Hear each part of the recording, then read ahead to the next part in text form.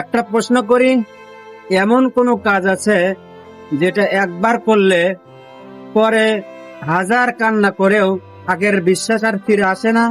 সম্পর্কের সবচেয়ে বড় ভিত্তি হলো বিশ্বাস।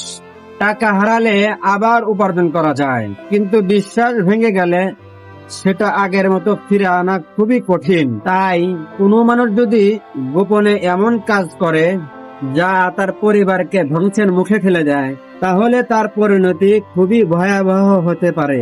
কেউ ভুল করতেই পারে, কিন্তু ভুলকে ছোট মনে করে বারবার একই পথে হাঁটলে এক সময় পুরো পরিবার, সন্তান আর নিজের জীবনও ক্ষতিগ্রস্ত হয়।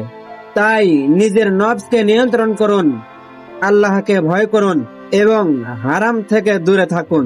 মনে রাখবেন, সাময়িক সুখের জন্য নেওয়া একটি ভুল সিদ্ধান্ত সারা জীবন অনুশোচনার কারণ হতে পারে।